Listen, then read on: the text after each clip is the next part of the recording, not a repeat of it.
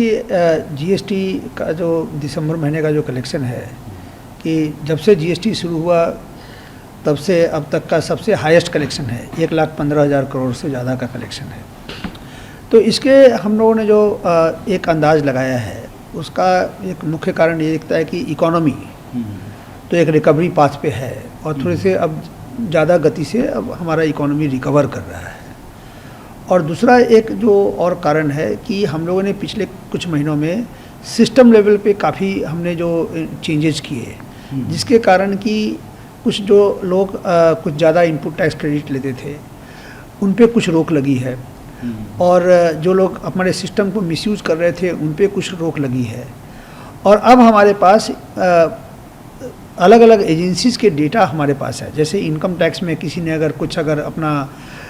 कारोबार का टर्नओवर अगर कुछ बताया है और जीएसटी में बिल्कुल अलग बता रहा है, या जीएसटी में करोड़ों रुपए का टर्नओवर दिखा रहा है और इनकम टैक्स में कुछ लाख रुपए का ही दिखा रहा है, या उसी तरीके का कस्टम्स में उसने कुछ इंपोर्ट किया कुछ बहुत ज़्यादा लेकिन हमारे जीएसटी में दिखा नहीं रहा है, तो अब सभी जगह के डेटा को हम लोगों ने एक जगह पर ला करके और उसकी पूरी हम एनालिसिस करते हैं। उसमें आर्टिफिशियल इंटेलिजेंस का भी उपयोग करते हैं और उसके बेसिस पे 1,20,00,000 पूरे जीएसटी के टैक्स पेयर पूरे देश में हैं।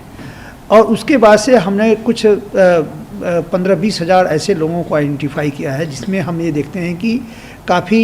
एक बड़ी संख्या में इन लोगों ने मिसयूज किया है और उस पर हम अब टारगेटेड एक्शन ले रहे हैं। पहले जो हमारी जो कार्रवाई होती थी वो कोई एक खुफिया तरीके से कहीं से एक इन्फॉर्मेशन आती थी या किसी का कंप्लेंट आता था उसके बेसिस पे हम एक्शन लेते थे। उसमें कई बार होता था कि वो इन्फॉर्मेशन गलत निकलता था और जिन लोगों ने गलत काम नहीं किया है कभी कभी उनको कठिनाई हो जाती थी। अब हमारा जो भी हमारी जो कार्रवाई है वो इन्फॉर्मेशन बेस्ड है कि हमारे पास उनका इन्फॉर्मेशन है, पूरा एक रिकॉर्ड है कि किसने किसको बिल दिया और कितने लेयर के बाद उस सेल कंपनी के द्वारा किसी एक बड़ी कंपनी में उस बिल को उपयोग किया गया और इस तरह से जीएसटी को इवेट किया गया। अब हम उन लोगों को बिल्कुल एक पिन पॉइंट एक्यूरेसी के तहत हम उनको पकड़ लेते हैं। तो अब एक तरह से हमारे पास एक सुविधा है, हमारे पास एक सॉफ्टवेयर टूल है, हमारे पास पूरी जानकारी है। और इससे 2017 के बाद से अगर कभी भी किसी ने अगर इस तरह का अगर बिल लिया है अगर उन सबको हम उनको आइडेंटिफाई कर रहे हैं, उन पे हम एक्शन ले रहे हैं। पिछले करीब 1.5-2 महीने में 180 से ज़्यादा लोगों को अरेस्ट किया गया है। उसमें कई कंपनियों के मैनेजिंग डायरेक्टर्स हैं, कई बड़े बड़े प्रोप्राइटर्स हैं, 5 चार्टर्ड अकाउंटेंट्स हैं और एक कंपनी सेक्रेटरी है। इस तरह के सभी लोगों को हमने जो अभी अरेस्ट किया है और उनके गुनाह इतने संगीन हैं कि वो लोग जेल में 30-30, 40-40 दिनों से जेल में है और उनको जमानत भी नहीं मिल पा रही है उनको। तो एक इस तरह का एक हमने एक कोशिश ये की है कि जो ईमानदार करदाता है उसको कोई कठिनाई ना हो, उसको सब तरह की सुविधा मिले। लेकिन जो हमारे सिस्टम को एब्यूज़ कर रहे हैं और हमारे सिस्टम को मिसयूज करके और टैक्स फ्रॉड कर रहे हैं उस पर हमने एक बड़े सिस्टमेटिक तरीके से थ्रू डेटा एनालिटिक्स हम उन पे एक्शन ले रहे हैं। तो इसका भी एक परिणाम हो सकता है कि हमें एक हायर कंप्लायंस और हायर कलेक्शन मिला है। तो सर जैसे कि आपने बोला कि जो पहले ज़्यादा आईटीसी ले लेते थे, आपकी जो एजेंसीज हैं डीजीजीआई है या डीआरआई है ये लोग रिकवरी कर रही हैं, जो टैक्स एवेडर्स हैं उनको पकड़ रही हैं। तो ऐसा कुछ अमाउंट आप बता सकते हैं कि ये जो आईटीसी जो ज़्यादा क्लेम, कितना आईटीसी ज़्यादा क्लेम करा और रिकवरी डीआरआई और डीजीजीआई वगैरह ने कितनी करी है जिससे कि कलेक्शन बढ़ाने में? देखिए 2 तरह की बातें होती हैं कि एक तो है कि जो हमने जो करीब 7,000 कंपनी के पास जहां हम गए और उनको हमने पकड़ा और उन पे हमने क्रिमिनल केस फाइल किया, उन पे हमने टैक्स इवेजन का केस बनाया, उनसे जो हमने रिकवरी किया। तो एक तो ये एक मुद्दा है। दूसरा है कि जब भी आप इस तरह के एक्शन लेते हैं, टारगेटेड एक्शन लेते हैं, तो जो बाकी लोग हैं जो कि इस तरह के एक टेंडेंसी उनमें रहती है वो लोग भी अब सचेत हो जाते हैं और वो लोग भी अब चाहते हैं क्या कि अब हम वो एक सही तरीके से बिजनेस करें क्योंकि कल पकड़े जाएंगे। तो इन दोनों का कंबाइंड इम्पैक्ट है कि जिससे कि हमें तो जीएसटी की वसूली में हमें मदद मिलती है। सर ये जिस तरह का कलेक्शन आया है दिसंबर का, हम ये मान लें कि अब जो है इसी तरह का कलेक्शन का ट्रेंड रहेगा हमारा? देखिए हमने जैसा कि बताया कि हमारे जो कलेक्शन के जो फिगर्स हैं ये हमारी इकोनॉमी एक सुधार की तरफ जा रहा है। इकोनॉमी में हम एक पॉजिटिव ग्रोथ देख रहे हैं और हम उस दिशा में हम जा रहे हैं। तो हम आशा ये करते हैं कि हमारी इकोनॉमी इसी तरीके से अगले कुछ महीने में बढ़ेगी और उसी तरीके से जो हमने जीएसटी में जो सिस्टम लेवल पे जो बदलाव किए हैं और जिस तरह से हम डेटा का यूज करके और हम जो लोग टैक्स की चोरी कर रहे हैं उनको हम आइडेंटिफाई करके उन पे हम टारगेटेड एक्शन ले रहे हैं। ये कार्रवाई भी अब तो एक सिस्टम का, हमारे एक सिस्टम के एक प्रोटोकॉल का एक पार्ट है कि जहाँ भी हमें इस तरह का मेजर मिसमैच मिलेगा, जहाँ भी हमें इस तरह का हमें पता चलेगा कि यहाँ पर इस पर्टिकुलर कंपनी में फेक बिल इशू हुआ है या इस कंपनी में फेक बिल का उपयोग हुआ है और उस पर हम जीएसटी के जो हमारी जो यंत्रणा है उसके द्वारा एक्शन लेंगे और इसके बाद उन सब कंपनियों में कंपनियों को इनकम टैक्स डिपार्टमेंट के द्वारा भी उस पर इन्वेस्टिगेट किया जाएगा, क्योंकि हर फेक बिल का एक दो आयाम होते हैं। एक तो जीएसटी का इवेजन हुआ और दूसरा है क्या कि उसने जो प्री परचेज किया है वो एक साइफनिंग ऑफ मनी है फ्रॉम द कंपनी और उसके कारण उसके इनकम टैक्स के भी बड़े इम्प्लीकेशंस हैं, तो उन पे इनकम टैक्स पे भी एक्शन लिया जाएगा। तो इन सब का परिणाम के कारण अब आगे के दिन में भी हमें हमारी कलेक्शन इफिशिएंसी में निश्चित सुधार आएगी। सर, जैसा कि आप बोल रहे हैं कि इकोनॉमी जो है रिकवरी के ट्रैक पे आ चुकी है और ग्रीन शूट तमाम तरह के दिख रहे हैं, तो लेकिन कुछ लोगों का कहना है जैसे सेलेक्टिव डाटा सरकार बता रही है, पावर कंजम्पशन बढ़ा है, जीएसटी कलेक्शन बढ़ा है और रेल फ्रेट बढ़ा है। क्या इकोनॉमी में भरोसा लाने के लिए इतना काफ़ी है या अभी और कुछ करने की जरूरत है? देखिए, एक जो अलग अलग जो इकोनॉमिस्ट हैं, वर्ल्ड बैंक है, आईएमएफ है, हमारे जो आरबीआई हैं, इन सब लोगों ने हमारे इकोनॉमी के बारे में सभी सेक्टर्स की स्टडी करने के बाद सब लोगों ने अपना अपना एक एस्टीमेट दिया है।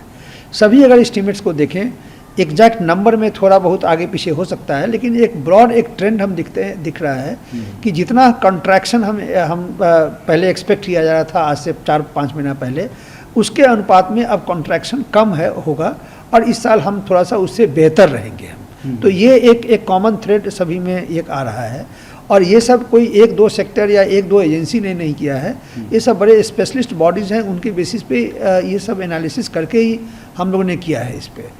कुछ सेक्टर्स हैं जिसमें भी अभी भी उनकी जैसे ट्रैवल इंडस्ट्रीज़ हैं या जो हॉस्पिटैलिटी इंडस्ट्रीज़ हैं, तो इन सब में अभी भी स्ट्रेस बना हुआ है बिकॉज लॉकडाउन के कारण कई एक्टिविटीज़ जो है कि जिस तरह से उसको शुरू होनी चाहिए थी और जिस लेवल पे आनी चाहिए थी वहाँ तक वो पहुँच नहीं पाए हैं। तो उसमें और अभी सुधार की गुंजाइश है। तो सर, क्या उम्मीद है कि कब तक जो है हम प्री कोविड लेवल पे हमारी इकोनॉमी पहुँच जाए? देखिए, अब ये सब एक लोगों के अंदाज हैं और अब उसके बेसिस पे अलग अलग, जैसा कि मैंने पहले कहा कि अलग अलग जो एक्सपर्ट बॉडीज़ हैं, जैसे हमारे आरबीआई हैं या हमारे मॉस्पी हैं जो कि सरकार की एक हमारा डिपार्टमेंट है जो कि एस्टिमेट करता है। अब इन सब को और जो स्थिति भी है वो भी मतलब कि बड़ा एक डायनामिक है कि कभी अभी हमने देखा कि अभी हाल के कुछ दिनों में एक नया स्ट्रेन कोविड का एक नया स्ट्रेन आया है, उसी तरीके से किसी एरिया में ज़्यादा फैल रहा है, तो उसके कारण कहीं पर रिस्ट्रिक्शंस एंड लॉकडाउन होंगे। तो हमें लगता है कि इसे हमें बड़े केयरफुली हमें मॉनिटर करना चाहिए, उसके लिए जो भी हमें स्टेप्स लेने चाहिए वो हमें लेना चाहिए और एट द सेम टाइम हमारी जो डेली एक्टिविटी है वो कैसे चालू रहे सुचारू तरीके से, हमारी इकोनॉमी कैसे उसी तरीके से एक न्यू नॉर्मल है कि हर सेक्टर में लोगों ने एक तरह से एक अपना एक तरीका ले लिया है कि अब जैसे अभी हम ऑनलाइन हम मीटिंग्स कर रहे हैं, ऑनलाइन हम बहुत सारा हम काम करते हैं, तो बहुत सारे सेक्टर्स में इस तरह के एक बदलाव आए हैं। लेकिन अब बाकी चीज़ों में भी इसी तरह का कुछ हमें सोचना पड़ेगा और धीरे धीरे हम ये भी एक्सपेक्ट करते हैं कि एक बार वैक्सीन आया और वैक्सीन आने के बाद भी एक फर्दर एक सुधार आएगा और धीरे धीरे हम एक नॉर्मल की तरफ हम अग्रसर होंगे हम। सर, विवाद से विश्वास स्कीम में क्या प्रोग्रेस है? अभी आप लोगों ने डेट भी एक्सटेंड करी है। देखिए, विवाद से विश्वास में अगर देखें तो पूरे देश में आज तक जो अब तक कई सालों से जितने भी अपील्स फाइल हुए हैं और जो आज पेंडिंग है अलग अलग लेवल्स पे, commissioner appeals, income tax appellate tribunals और देश के जितने हाई कोर्ट्स हैं और सुप्रीम कोर्ट में, उसकी अगर टोटल संख्या देखें तो करीब 5,10,000 है और अभी जब हम लोगों ने जब विवाद से विश्वास का स्कीम लाया तो ये हम लोगों ने 15 मार्च 2020 को लाया, लेकिन इस स्कीम के आते के साथ जस्ट एक सप्ताह के अंदर में ही ये कोरोना का एक नया समस्या के सामने हमें जाना पड़ा। उसके कारण हमें डेट्स एक्सटेंड करते गए। फाइनली 31 दिसंबर तक करीब 96,000 जो केसेस हैं, 5,10,000 में से 96,000 केसेस वो उन्होंने विवाद से विश्वास में आने के लिए उन्होंने फॉर्म भरा है और उनको मार्च 31 तक पेमेंट देना है, जिससे कम से कम उनका डिस्प्यूट सेटल हो जाएगा। तो अगर देखें तो करीब 20% लोगों ने ये विवाद से विश्वास में के स्कीम में शामिल होने का वो फ़ायदा उठाना चाह रहे हैं। और इसमें जो डिस्प्यूटेड अमाउंट ऑफ टैक्स हैं, जो 96,000 केसेस में जो डिस्प्यूटेड अमाउंट के जो टैक्स हैं वो करीब 83,000 करोड़ रुपए के हैं। तो और चूँकि अब हमने डेट बढ़ा दिया है, 31 दिसंबर से 31 जनवरी कर दिया है, तो हम एक्सपेक्ट करते हैं कि अब ये 96,000 का जो आंकड़ा है इसमें और भी बढ़ोतरी होगी और हम एक ज़्यादा से ज़्यादा केसेस को हम विवाद से विश्वास में हम ला पाएंगे। 15-16,000 केसेस जो हैं असेसमेंट हो चुके हैं, तो 58,000 जो केसेस आप लोगों ने लक्ष्य बनाया था उस पर क्या अपडेट है, कब तक ये लक्ष्य हासिल? तो देखिए, जो हमारे जो फेसलेस असेसमेंट में जो हम लोगों ने जो केस जो चुना है, ये केस वही केस होते हैं जिसमें कि हम काफ़ी एक बड़े पैमाने पे हम डिस्क्रिपेंसी हम देखते हैं। ये कि किसी ने काफ़ी करोड़ रुपया कैश विड्रॉ किया, लेकिन उनके इनकम टैक्स में उस तरह का कुछ दिखता नहीं है कि उनका टर्नओवर कुछ ज़्यादा दिखता नहीं है। तो फिर नेचुरली एक सवाल उठता है कि कैसे ऐसा हुआ कि उसने करोड़ रुपये का कैश विड्रॉ किया और यहाँ इनकम सिर्फ 2 लाख रुपया 3 लाख रुपया दिखा रहे हैं। तो ऐसे केसेस को हम लोग स्क्रूटनी में लेते हैं। अब एक बार स्क्रूटनी में लेने के बाद चूँकि हम अब फेसलेस सिस्टम की तरफ चले गए हैं, तो अब उस फेसलेस सिस्टम से उनको एक नोटिस इशू होता है, उस नोटिस का वो उत्तर देते हैं और उसके बाद भी फिर से कुछ सवाल होता है, तो फिर से दोबारा उनसे कुछ क्लैरिफिकेशन लिया जाता है। इतनी सारी कार्रवाई करने के बाद एक फाइनल असेसमेंट ऑर्डर पास करना पड़ता है। फाइनल असेसमेंट ऑर्डर पास करने की अंतिम तारीख 31 मार्च 2021 तक है, लेकिन अभी तक करीब 22,000 केसेस के ऑर्डर पास हो गए हैं। तो इसलिए जो एक शुरू में कुछ लोगों को जो आशंका थी कि इतने बड़े पैमाने पर देश में अगर हमने पूरे के पूरे सिस्टम को हम फेसलेस सिस्टम में ले गए हैं और ये काम करेगा कि नहीं करेगा, कैसे लोग कैसे उनको नोटिस दिया जाएगा, कैसे लोग अपनी बात एक फेसलेस सिस्टम में कह पाएंगे, कैसे अपना रिप्लाई अपना उत्तर दे पाएंगे, कैसे अगर डॉक्यूमेंट अगर देना है तो कैसे उसको डॉक्यूमेंट को स्कैन करके अपलोड करेंगे। तो अब ये सब जितने सब जो आशंकाएं जाहिर की जा रही थी और जो भी समस्या आई पिछले 3 महीने में, सबका हम लोगों ने निराकरण करके उसका एक जो परिणाम जो दिखता है कि अब करीब 22,000 ऑर्डर पास हो गए। अगर इसमें कोई मेजर रुकावट रहती है तो शायद हम ये 22,000 केस हम पास नहीं कर 22,000 आदेश हम पास नहीं कर पाते। और एक और बड़ी बात है कि कई जगह कभी सुनने में आता है कि कहीं पर लोगों को कठिनाई हो रही है, तो उनकी कठिनाई हो रही है तो अगर किसी वर्ग को या कहीं पर कठिनाई है तो उसकी समस्या हम जरूर खोजेंगे। लेकिन अगर इस तरह की आशंका अगर कहीं पर हो रही हो कि इसमें बड़ी कठिनाई हो रही है, तो अगर इतना बड़ा कोई मेजर प्रॉब्लम होता तो फिर 22,000 केसेस में इतने सारे ऑर्डर हम पास नहीं कर पाते। और अगर इस ऑर्डर में काफ़ी एक गलत तरह के ऑर्डर पास होते तो फिर लोगों के कंप्लेंट्स भी काफ़ी ज़्यादा आते। तो इस तरह के कंप्लेंट्स तो कम से कम आप लोगों ने भी नहीं सुना होगा और हम लोगों ने भी उस तरह के एक लार्ज स्केल कंप्लेंट आए नहीं कि ये 22,000 में से कई हज़ार केसेस जो है बिल्कुल गलत ऑर्डर पास हो गए और लोगों पे अन्याय हो गया, ऐसे भी सुनने को आया नहीं है। लेकिन फिर भी यदि कहीं किसी एरिया में कहीं पर कठिनाई हो रही है तो हम लोग इस मामले में बड़े सजग हैं और इसको इम्प्रूव करने के लिए जो भी कुछ करने की ज़रूरत है वो सब हम लोग वो सब हम आवश्यक हम कार्रवाई करेंगे। सर, जैसे कि फेसलेस का आप बोल रहे हैं कि अच्छी स्मूथली सब काम चल रहा है, जो छोटी मोटी दिक्कतें थी सब दूर कर दिया गया है, उससे लोगों को शिकायत भी नहीं है क्योंकि 22,000 केसेस हो गए हैं और उनके केसेस के खिलाफ जो ऑर्डर हुए हैं, केसेस में ऑर्डर जो हुए हैं उसके खिलाफ कोई कंप्लेंट भी नहीं आ रही है। तो लेकिन सर जैसे फेसलेस में क्या है कि नोटिस जो भेजे जा रहे हैं उसका वो हल्के में ले रहे हैं, उसका जवाब नहीं दे रहे हैं, उसको कैसे फिर डील कर रहा है इनकम टैक्स पर? देखिए, हम लोगों ने आइडेंटिफाई किया कि करीब 5 से 6 हज़ार ऐसे केसेस थे जहाँ पर कि हम लोगों ने कई बार SMS भेजा, हमने कई बार नोटिस भेजा, कई बार रिमाइंडर भेजा, और 5-7 बार रिमाइंडर देने के बाद भी जब हमने देखा कि कुछ रिस्पांस आ नहीं रहा है, तो हमने ये ऐसे केसेस सेलेक्ट किए कि जिसमें कि डिस्क्रिपेंसी काफ़ी ज़्यादा है। जैसे उदाहरण कि किसी ने करोड़ों रुपया कैश विड्रॉ किया बैंक से, और अगर उसका केस हम स्क्रूटनी में लाए हैं और उसे हमने रिमाइंडर दिए कि आप कम से कम एक्सप्लेन करें कि भाई इतना कैश आपने क्यों विड्रॉ किया, और आपने इनकम टैक्स के रिटर्न्स में क्यों नहीं दिखाया ये सब चीज़ें। चूँकि हमें उत्तर आ नहीं रहा था, तो हमने अब ये भी एक निर्देश दिया है हम अपने फील्ड के यूनिट को कि आप जाकर के उनके यहाँ जाकर आप वेरीफाई करें आप, क्योंकि अगर जाकर के वेरीफाई करें कि देखिए कि क्या सचमुच है। और इसमें कुछ केसेस में हमें ऐसे पता चला कि इस पर्टिकुलर केस में कि जिसने वो जो कैश विड्रॉ किया वो एक सेल कंपनी है, वो फर्जी कंपनी है, वहाँ पर एग्जिस्ट नहीं करता है वो। तो इस तरह के भी जो नज़र आए हैं। तो अगर हम इस तरह का एक टारगेटेड एक्शन कि जहाँ पे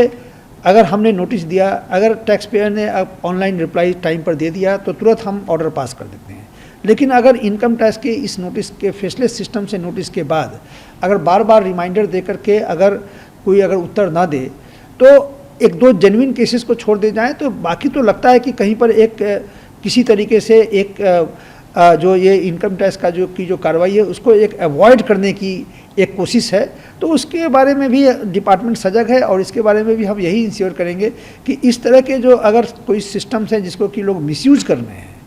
और जिन लोगों ने अगर गलत है ठीक से कर नहीं चुकाया है और उनका केस स्क्रूटनी में आया है और इस डिपार्टमेंटल इन्वेस्टिगेशन में अगर कोऑपरेट नहीं कर रहे हैं, तो उन पर नियम के हिसाब से जो कार्रवाई बनती है वो कार्रवाई होगी उन पर। तो सर वो कार्रवाई कौन करेगा, असेसमेंट यूनिट करेगी या जो है? नहीं, इनकम टैक्स डिपार्टमेंट में उनका एक अपना प्रोटोकॉल है, उसके हिसाब से उन्होंने कुछ ऑफिसर्स को वहाँ ऑथराइज किया गया है कि इस तरह के केसेस में, और इसमें भी हमने ये सुनिश्चित किया है कि इसमें ऑफिसर्स के डिस्क्रिशन नहीं है कि वो किसके पास जाए या ना जाए। ये सब चीज़ एक सेंट्रली एक सिस्टम के द्वारा डिटरमिन होता है, और वो भी ऑन द एक ऑब्जेक्टिव डेटा एनालिसिस के बाद कि इस तरह के केसेस में जहाँ पर कि काफ़ी ज़्यादा डिस्क्रिपेंसी दिख रहा है, काफ़ी ज़्यादा बड़ी गड़बड़ी दिख रही है, और इसमें अगर नोटिस के उत्तर नहीं दिए जा रहे हैं, तो इन सब केसेस को फिजिकल वेरिफिकेशन पे लिया जाएगा। सर जैसे जीएसटी के टैक्स इवेडर्स को रोकने के लिए आपकी तमाम एजेंसीज हैं, DRI हो गई, DGGI हो गई, जीएसटी की अपनी टीम अलग है। वैसे जैसे फेसलेस असेसमेंट आपने शुरू करा, तो शुरू में छोटी टीम थी, फिर काफ़ी बड़ी करी आपने, तो इनकम टैक्स का इन्वेस्टिगेशन विंग को भी थोड़ा बड़ा करने की ज़रूरत है? देखिए, इसमें हमारे जैसे इनकम टैक्स का जो इन्वेस्टिगेशन टीम है उनको भी एक मैंडेट दिया गया है कि वो एक खास तरह के केसेस लेते हैं जिसमें कि बड़ा एक फोकस तरह से इंक्वायरी करके एक क्वालिटी इन्वेस्टिगेशन हो। उसी तरीके से फेसलेस में भी जहाँ पर भी हमें जो जिनको हमने नोटिस दी है, जहाँ पर बड़ी गड़बड़ी पाई गई है, अगर वहाँ पर अगर उनसे उत्तर नहीं मिल रहा है, कोऑपरेशन नहीं मिल रहा है, तो उसके लिए हमारे पास वेरिफिकेशन यूनिट है, लोकल यूनिट्स हैं, उनके द्वारा हम आगे एक्शन लेंगे हम। सर CVD कैश ट्रांजैक्शन के नियम के मुताबिक 2 लाख से ज़्यादा कैश ट्रांजैक्शन नहीं कर सकते, और रियल इस्टेट में 20,000 से ज़्यादा वो नहीं कर सकते हैं आप कैश ट्रांजैक्शन। तो ऐसे कितने केसेस इनकम टैक्स में पकड़े हुए हैं? देखिए, हमारे पास जो मैंने बताया कि हमारे पास अलग अलग एजेंसी से, बैंक से, फिनेंशियल इंटेलिजेंस यूनिट से, जहाँ जहाँ पर कहीं पर भी कैश के विड्रॉल हैं, ये सब इंफॉर्मेशन हमारे बैंक से हमारे पास आते हैं। और हमने जो एक व्यवस्था की है कि 26AS जो एक इनकम टैक्स के वेबसाइट पर हर करदाता के लिए, जितने भी देश में करीब 50 करोड़ पैन होल्डर्स हैं, 50 करोड़ पैन होल्डर के 26AS के अकाउंट में इस तरह के जितने ट्रांजैक्शन हैं कि जहाँ पर कि इन्होंने बड़ी कैश डिपॉजिट की या बड़ा कैश विड्रॉल किया या यहाँ पर फॉरेन एक्सचेंज भेजा या कहीं पर प्रॉपर्टी खरीदी, ये सब उनके अकाउंट में हम दिखा देते हैं। पर्पस ये है कि हम ये करदाता को पहले ही दिखा देते हैं कि जब वो अपना रिटर्न भरें तो उस समय में इन सब चीज़ों का ध्यान रखें अपने रिटर्न भरते के टाइम पे। और अगर वो ध्यान रखेंगे तो फिर उनका केस स्क्रूटनी में सेलेक्ट होने का कोई कारण नहीं रहेगा। और जो लोग में ऐसा दिखेगा कि उन्होंने काफ़ी बड़ा कैश ट्रांजैक्शन किया या काफ़ी एक प्रॉपर्टी उन्होंने बेची या खरीदी, लेकिन उनके इनकम टैक्स रिटर्न में अगर उसका रिफ्लेक्शन अगर नहीं आया, अगर उसको इंक्लूड नहीं किया गया, तो नेचुरली उस तरह के केसेस फर्दर इन्वेस्टिगेशन के लिए लिए जाएंगे, स्क्रूटनी में लिए जाएंगे, लेकिन वो भी होगा फेसलेस व्यवस्था के तहत ही होगा वो। नमस्कार, मैं हूं मानक गुप्ता। अगर आपको हमारा ये वीडियो पसंद आया हो तो इसे लाइक और शेयर जरूर करें और हाँ, हमें सब्सक्राइब और फॉलो करना ना भूलें ताकि आप देश और दुनिया की कोई खबर मिस ना करें। तो जुड़े रहिए हमारे साथ और देखते रहिए न्यूज़ 24।